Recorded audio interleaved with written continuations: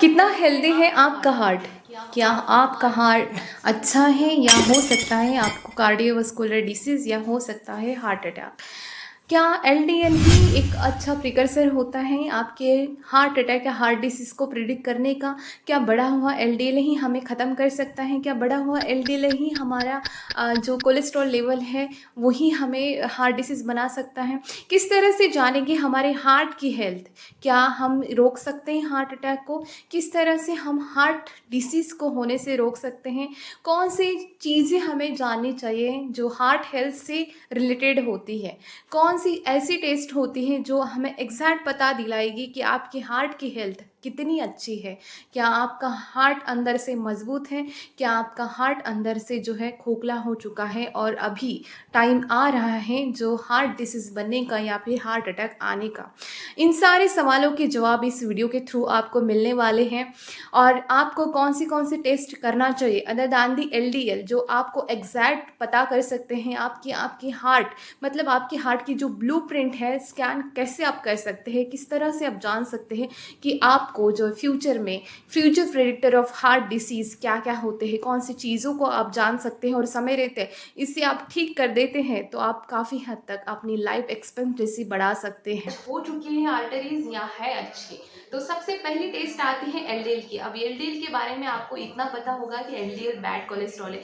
Bad cholesterol good cholesterol ये outdated हो चुका है। अब अभी जो नया आया है 21 सेंचुरी में, उसके रिगार्डिंग हमें ये इंफॉर्मेशन मिलती है एलडीएल माने बुरा फैट है, लेकिन जब तक ये एलडीएल ऑक्सीडाइज नहीं होता वो, और जब तक कि इसका जो सब टाइप जो कि टाइप 2 है, इसके कई सब टाइप्स होते हैं, तो इसमें जो यदि खतरनाक वाला डेंजरस वाला टाइप जब बढ़ता है तभी जाके हमें जो है हार्ट डिसीज बनते हैं। समटाइम्स एक ये में क्या होता है, ये जो आपका एलडीएल है इसका साइज साइज पे मैटर करता है, आपका एलडीएल खराब है या अच्छा है, जो हमें खराब कर सकता है, मार सकता है, या हमें अच्छा बना सकता है। तो एलडीएल में टाइप ए में यदि हम जाते हैं तो ये बड़ा होता है और फ्लफी नेचर का होता है, जो कि हार्मलेस है, जो कि अच्छा होता है, और जो कि हम कह सकते हैं न्यूट्रल टाइप का है। और टाइप बी में यदि हम जाते हैं तो इसका स्मॉल होता है आकार, और ये डेंस तरह का ये होता है टाइप बी। और इसमें ये जो है मेन प्रिकर्सर जो हम कहेंगे एलडीएल का जो बुरा जो काम करता है, ये टाइप सब टाइप बी ही होता है, जो हमारे लिए खतरनाक होता है, स्पेशली ऑक्सीडाइज जो एलडीएल हम कहेंगे टाइप बी को हम कहेंगे। तो जब भी हमें यदि हमारे हार्ट को स्कैन करना है, हमारी हार्ट हेल्थ को हमें जानना है, तो आप टोटल कोलेस्ट्रॉल, जिसमें एचडीएल है, एलडीएल है, ट्राइग्लिसराइड है, इसके व्यतिरिक्त आपको सबसे इम्पॉर्टेंट है आपको पार्टिकल साइज मैटर होना।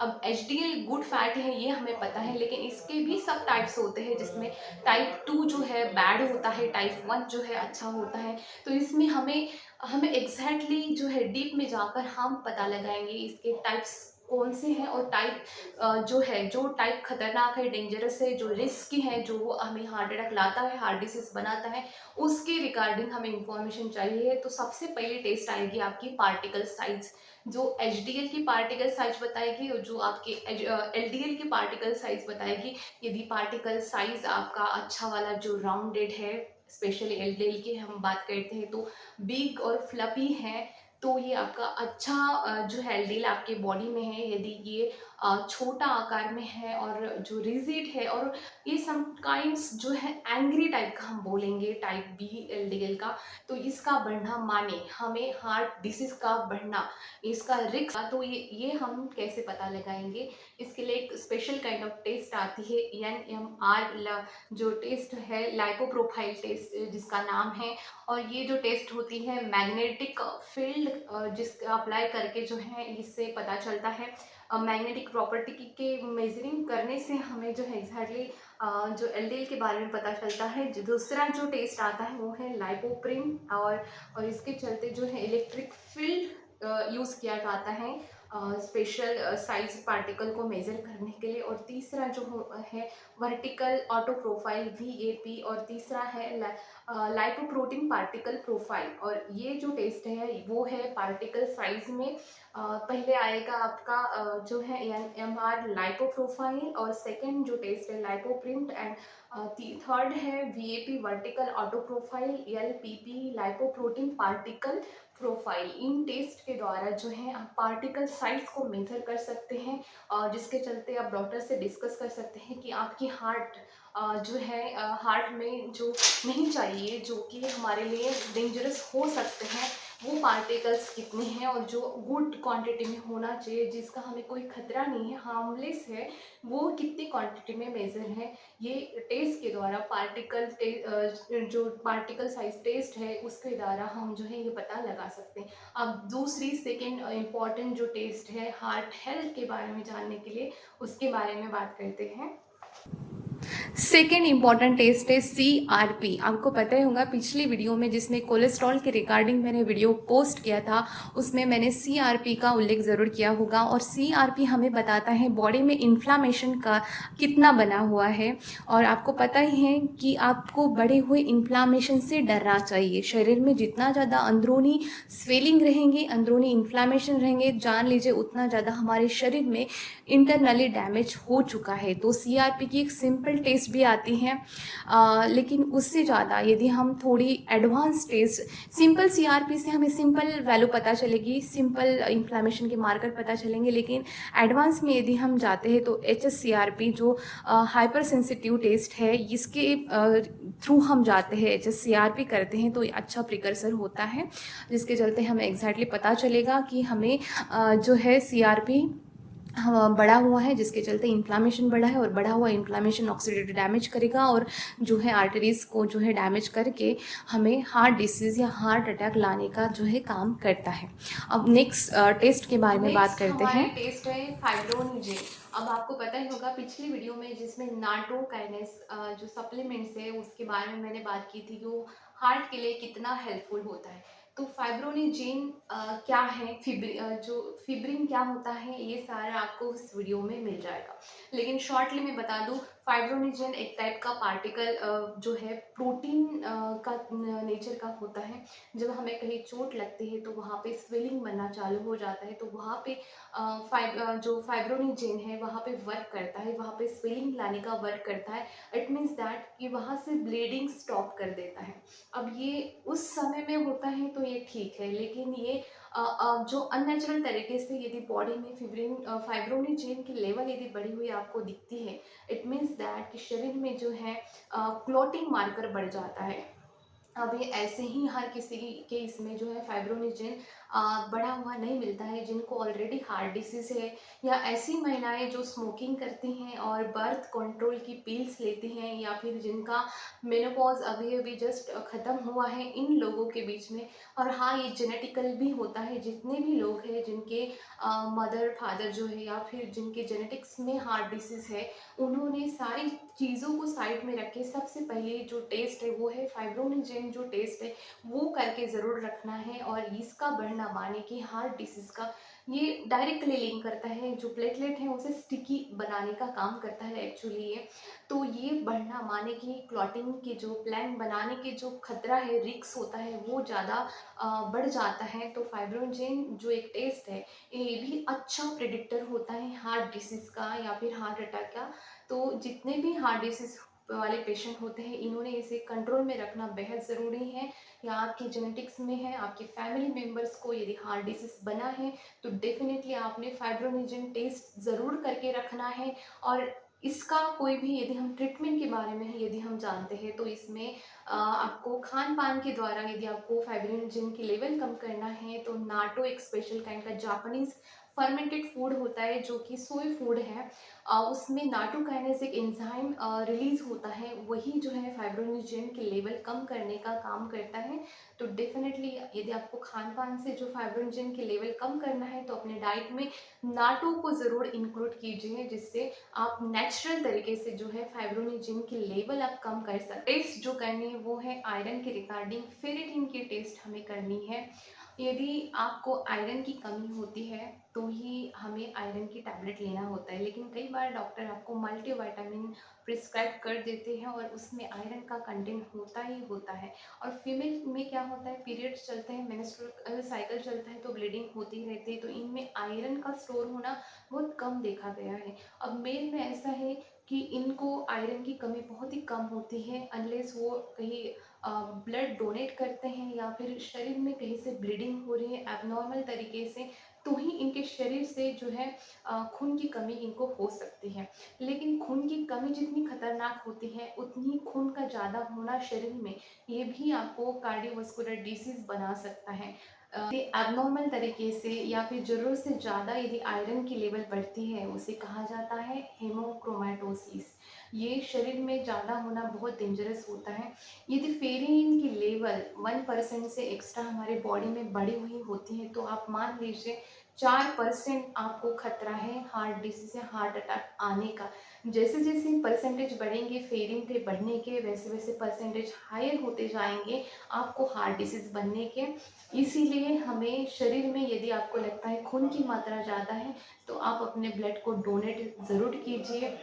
और जितने भी iron excessively iron rich food है उसे आप कम कर लीजिए। अब फीमेल में जब तक कि मेंस्ट्रुअल साइकिल चल रहे हैं तब तक उन्हें टेंशन की बात नहीं है, लेकिन जब मेनोपॉज हो जाता है तब उन्हें जो है दिक्कत होना चालू हो जाती है। तो ऐसे में आप आयरन का कंटेंट जो है सोच समझ कर और टेस्ट कर कर ही ले सकते हैं।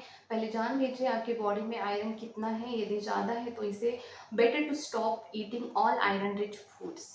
तो आपको ये बात पता चल गई कि फेरिन यानी कि हमें शरीर में आयरन की लेवल का एब्नॉर्मल तरीके से ज़रूरत से ज़्यादा बढ़ी हुई नहीं चाहिए। यदि बढ़ती हैं तो 1%, यदि बढ़ती है तो उसका 4% हमें रिस्क फैक्टर बढ़ जाते हैं हार्ट डिसीज बनने के। तो याद रखिए यदि ज़रूरत है, यदि आपको कमी है खून की तो ही आप ले सकते हैं। अदरवाइज़ यदि खून की ज़्यादा मात्रा है तो आप ब्लड को डोनेट भी कर सकते हैं जिससे आप हेमोक्रोमेटोसिस से बच। टेस्ट आती है लाइपोप्रोटीन ए के रिगार्डिंग। लाइपोप्रोटीन ए क्या होता है? जो एलडीएल में प्रोटीन का भाग अटैच होता है अपोलाइपोप्रोटीन और जिसे कहा जाता है। अब ये हेल्दी बॉडी में यदि बड़ा है तो दिक्कत की बात नहीं है, क्योंकि इसका वर्क है रिस्टोरेशन है, हीलिंग है। जितने भी शरीर में डैमेज हुए हैं ब्लड वेसल्स में उसको ये कंट्रोल करता है, उसे हील करने का काम जो है लाइपोप्रोटीन ये करता है। लेकिन आप यदि हेल्दी की कैटेगरी से आउट हो चुके हैं और आप जो है डेंजर जोन में यदि प्रेजेंट है तो एक लाइपोप्रोटीन का बढ़ना ये बहुत ही अच्छा जो प्रिडिक्टर हो सकता है, अच्छी आइडिया आपको दे सकता है हार्ट डिसीज़ का। आपको हार्ट डिसीज़ बन सकता है या हार्ट अटैक आने का खतरा हो सकता है जब आपका लाइपोप्रोटीन ये बढ़ा हुआ प्रिडिक्ट आप करते हैं। तो लाइपोप्रोटीन ये का होना गुड भी है और बैड है। गुड उन लोगों के लिए जो हेल्दी हैं और जो नॉन हेल्दी की कैटेगरी से आउट हो चुके हैं, उन केस में यदि लाइपोप्रोटीन ये बढ़ता है। अब लाइपोप्रोटीन ये क्यों जो है डैमेज करता है, मतलब क्या इसका रोल होता है? देखिए, लाइपोप्रोटीन जो है रिस्टोर और रिपेयरिंग का काम करता है जो डैमेज ब्लड वेसल्स होते हैं। और यदि हमारे शरीर में डैमेज बहुत ज़्यादा हो चुका है तो लाइपोप्रोटीन ये जो है ये बहुत ज़्यादा बढ़ जाता है। तो जितना ज़्यादा डैमेज होगा उतना लाइपोप्रोटीन ये की मात्रा शरीर में आपको ज़्यादा दिखेगी। तो ये सही सटीक इन्फॉर्मेशन होती है कि आपके आर्टरीज में जो है डैमेज है या फिर आपको हार्ट डिसीज होने का खतरा बढ़ सकता है, क्योंकि आर्टरीज जो होती है डैमेज हो चुकी हैं। तो लाइपोप्रोटीन जो है उसे हील करने के लिए बहुत ज़्यादा जो है ये लाइपोप्रोटीन ये बढ़ जाता है। अब लाइपोप्रोटीन ए क्या करता है? जो डैमेज जगह होती है आर्टरीज में वहाँ पे जो है एलडीएल ऑक्सीडेज वहाँ पे छोड़ देता है और ऑलरेडी वहाँ पे क्लॉटिंग की प्रोसेस बनना चालू हो जाते हैं और वहाँ पे और ज़्यादा ये जो एलडीएल को डिपॉजिट कर देता है तो प्लैक बनने के और ब्लड वेसल्स नैरो होने का खतरा और ज़्यादा बढ़ जाता है और जिसके चलते हमें हार्ट डिसीज या हार्ट अटैक आने का जो रिस्क है काफ़ी ज़्यादा बढ़ जाता है। अनफॉर्चुनेटली इसका यदि हम डाइटरी पैटर्न से चेंज देखते हैं, ट्रीटमेंट देखते हैं तो बहुत ही मुश्किल है इसे लाइपोप्रोटीन ए को डाइटरी ट्रीटमेंट से लोअर करना। लेकिन हाँ, हार्ट हेल्दी सप्लीमेंट्स जिसके रिगार्डिंग मैंने एक शॉर्ट वीडियो भी डाली है वो आप इंक्लूड कर सकते हैं। आपको थोड़ा हार्डर जो है समय है आपके लिए। तो यदि लाइपोप्रोटीन आपका ये बढ़ा है तो आपको थोड़ा सब चीज़ों को साइड में रख के हार्ट को प्रायोरिटाइज करना है और आपको इसकी हेल्थ बढ़ाने के लिए ये सटीक टाइम है। आपको आपकी हार्ट हेल्थ को मजबूत कराना होता है। तो ऐसे में आप वर्कआउट का शेड्यूल बना सकते हैं और थोड़ा बहुत खान पान में जो है रिस्ट्रिक्शन, जो फैट है ट्रांस फैट है या सेचुरेटेड फैट है और अच्छी हेल्दी चीज। नेक्स्ट जो टेस्ट है वो है होमोसिस्टिन के रिगार्डिंग। तो आपको एक ये भी टेस्ट ऐड डिसाइड करना है कि आपका होमोसिस्टिन नॉर्मल रेंज में चल रहा है या बहुत ज़्यादा बढ़ रहा है। अब ये थोड़ा बहुत भी हल्का बढ़ जाता है तो उतनी टेंशन वाली बात नहीं होती है, लेकिन ये एक्सेस में यदि होमोसिस्टिन आपके शरीर में बढ़ता है तो दिक्कत की बात हो सकती है। अब होमोसिस्टिन क्या करता है, आपके ब्लड में जो प्लेटलेट होते हैं उसे एक दूसरे से स्टिक करने के लिए जो है इंड्यूस करते हैं, और जो एक दूसरे से स्टिक हो जाती है प्लेटलेट, वही जो है क्लॉट और प्लैक बनाने के लिए जो है रिस्पॉन्सिबल होती है। और जो होमोसिस्टिन है गुड प्रिकर्सर होता है इन्फ्लामेशन का। अब जहाँ पे होमोसिस्टिन है वहाँ पे इन्फ्लामेशन है, और इन्फ्लामेशन है तो ऑक्सीडेटिव डैमेज है। ऑक्सीडेटिव डैमेज यदि आर्टरीज में होता है तो डेफिनेटली ये आपके कार्डियक हेल्थ में बहुत ज़्यादा इम्पैक्ट डालता है, और कार्डियोवैस्कुलर डिसीज़ है, हार्ट अटैक के लिए आपको प्रॉन करता है। अब जितने भी लोग हैं जिनकी फैमिली हिस्ट्री में हार्ट डिसीज़ बना है या फिर बना था, और जितने भी लोग जो हाइपोथायराइड के पेशेंट हैं, या फिर आप किडनी मरीज़ हैं, किडनी की प्रॉब्लम आपको चल रही है, लूपस की यदि आपको प्रॉब्लम है, तो आपने जो है होमोसिस्टिन की टेस्ट ज़रूर करना है। और इसे यदि ज़रूरत से ज़्यादा बढ़ता है एक्सेस और टू मच क्वांटिटी में यदि होमोसिस्टिन आपका बढ़ता है तो इसे कंट्रोल में लाना बहुत ही इम्पॉर्टेंट है। और लकीली होमोसिस्टिन को कम करना डाइट से बहुत ही आसान है। बस इन 3 सप्लीमेंट्स को आपको अपने डाइट में इंक्लूड करना है, फोलिक एसिड और B12, तीसरा है B6। इन 3 सप्लीमेंट के द्वारा और साथ में आप एक्सरसाइज और अच्छा हेल्दी डाइट यदि लेते हैं तो आप होमोसिस्टिन को एक नॉर्मल रेंज में ला सकते हैं। लेकिन याद रखिए जितना जल्दी हो सके ये टेस्ट होमोसिस्टिन की, यदि आप नॉर्मल भी फील करते हैं, आप 30+ हैं, तो होमोसिस्टिन की टेस्ट आप ज़रूर करा के रखिएगा। और बढ़ती है तो आप डाइट में इन 3 सप्लीमेंट जो फोलिक एसिड है, विटामिन B12 है, विटामिन B6 है। जो नेक्स्ट टेस्ट है वो है इंटरल्यूकन 6। अब इंटरल्यूकन 6 क्या करता है, लीवर को जो है आदेश देता है, लीवर को प्रमोट करता है सीआरपी बनाने के लिए। अब सीआरपी कब बनेगा, जब शरीर में इन्फ्लामेशन जो है बनने की प्रोसेस बनेगी। इट मीन्स दैट्स इंटरल्यूकन 6 बता रहा है शरीर में इन्फ्लामेशन बढ़ रहा है, और जिसके चलते लीवर को सीआरपी बनाना पड़ेगा। इट मीन्स दैट क्या हो रहा है कि सीआरपी जो है इन्फ्लामेशन कॉजिंग जो है, इससे पता चलता है कि इन्फ्लामेशन शरीर में बढ़ गया है। तो उसको जानने के पहले, मतलब सीआरपी के पहले जो टेस्ट इंपॉर्टेंट होगी वो है हमारे लिए इंटरल्यूकन 6। यदि इंटरल्यूकन 6 को हम टाइम पे जान लेते हैं तो हम सीआरपी को बढ़ने नहीं देंगे। अब सीआरपी को यदि हम बढ़ने नहीं देंगे, इतने साथ हमारे ऑक्सीडेटिव डैमेज को हम कंट्रोल करेंगे, इन्फ्लामेशन को कंट्रोल करेंगे, और काफ़ी हद तक जो है हम कार्डियक अरेस्ट या कार्डियोवैस्कुलर डिसीज होने से खुद को बचा पाएंगे। इसलिए आप सीआरपी पर ना जाकर सबसे पहले आप इंटरल्यूकन 6 कर सकते हैं। यदि आप फिट है, फाइन है और 30+ है तो आप इंटरल्यूकन 6 ज़रूर कीजिए। आपकी जेनेटिक्स में यदि हार्ट डिसीज़ लिखा है तो आप इंटरल्यूकन 6 की टेस्ट ज़रूर आप करके चेक कर लीजिए। ये ज़रूरत से ज़्यादा यदि बढ़ी है तो सीआरपी आपके शरीर में बढ़ने वाला है, और यदि इसको नॉर्मल करना है तो बहुत ही डाइटरी चेंजेस और थ्रू और वर्कआउट के थ्रू आप इसे कम कर सकते हैं। और जितने भी प्रोसेस्ड खाना होता है या फिर इन्फ्लामेटरी खाना होता है उसे आप कम करने से भी आप जो है इसे कंट्रोल में ला सकते हैं। अब जो है कोरोनरी कैल्शियम कैल्सिफिकेशन। अब देखिए जो कैल्शियम है वो हमारे यदि बोन्स में रहे और टीथ में रहे तो ही हमारे शरीर के लिए फ़ायदेमंद होता है। लेकिन जब ये कैल्शियम हमारे आर्टरीज में जाने का प्रयास करेगा और आर्टरीज में रहने का प्रयास करेगा तो ये बहुत ही ज़्यादा डेंजरस हो जाता है। कैल्शियम कैल्सिफिकेशन यदि हमारे आर्टरीज में होता है तो आर्टरीज को डैमेज करने का काम करता है, बहुत ज़्यादा रिस्क बढ़ जाता है हार्ट डिसीज बनने का। ये जो टेस्ट है ये करके आप अपनी हार्ट हेल्थ जान पाएंगे, और समय रहते यदि ये चीज़ें बढ़ने की कगार में है तो आप इसे जो है लाइफस्टाइल चेंज कर कर डाइटरी पैटर्न चेंज करके इसे कंट्रोल में ला सकते हैं। होप सो ये जानकारी आपके लिए इन्फॉर्मेटिव हो सकती है, और थैंक्स फॉर वॉचिंग। चैनल को सब्सक्राइब जरूर कीजिएगा। वीडियो अच्छा लगे तो, इन्फॉर्मेशन अच्छी लगे तो लाइक ज़रूर कीजिए।